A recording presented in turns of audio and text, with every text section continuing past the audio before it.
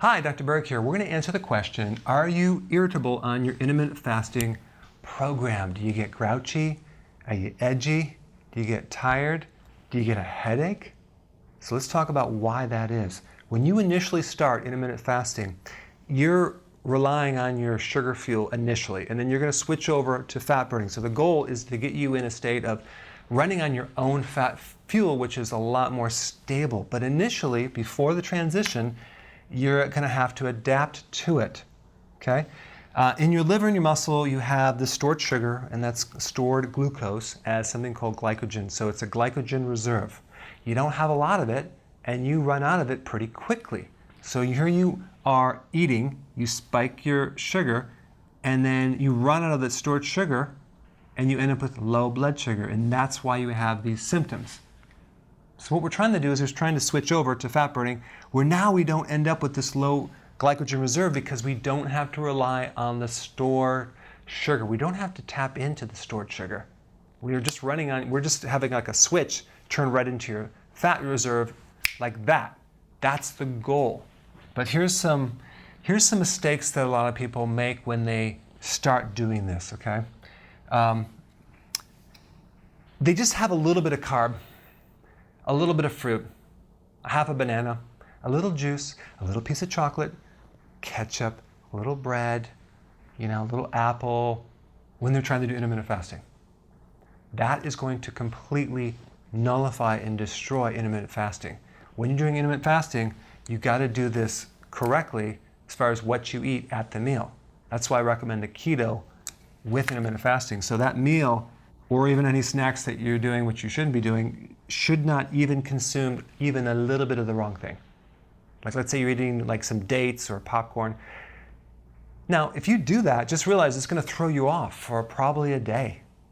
So I don't know if you knew that or not, but yeah, it's going to a while. It's not going to be just like a simple thing.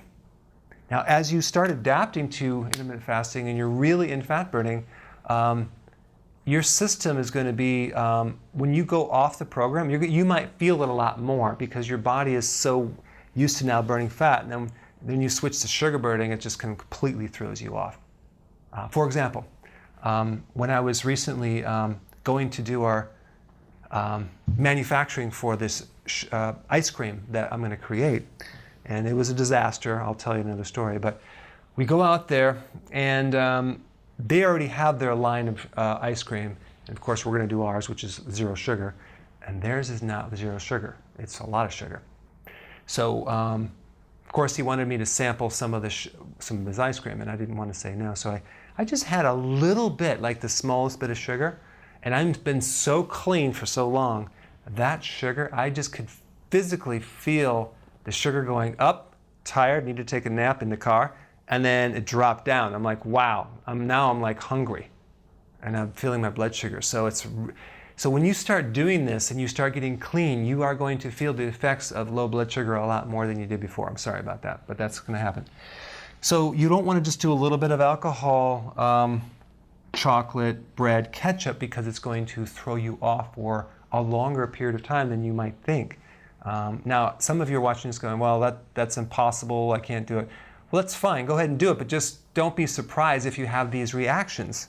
Just realize, okay, I screwed up for a day, I don't really care, I'm gonna start Monday, right?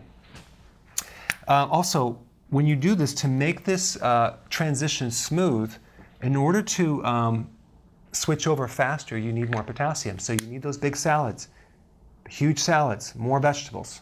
You need that. Without that, it's going to be really hard to make the transition. You also need B vitamins, nutritional yeast.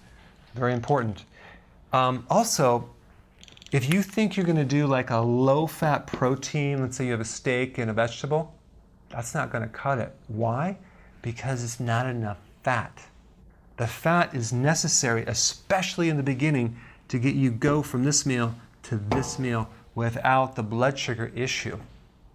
Okay, so if you go low fat, you're going to be like, you know what, I'm hungry an hour later, it's not working. So make sure that when you even, you do meat, make sure you do the fattier portion, don't go low fat or anything, but add some fat in there, especially in the beginning, vital. Okay? Next thing is that don't try to go into this too fast. Don't go right to 1 meal a day or 2 meals a day. Do 3 meals for a while, gradually start pushing the second meal in the morning closer and closer to lunch to the point where you can drop out. But you got to do this gradually at your own pace, especially if you had diabetes or really bad insulin resistance before you started. And then the other thing is, if your sleep is off, let's say you're traveling and you have jet lag, or your stress is high, both of those factors are going to make it even more difficult. So just realize those can throw you off.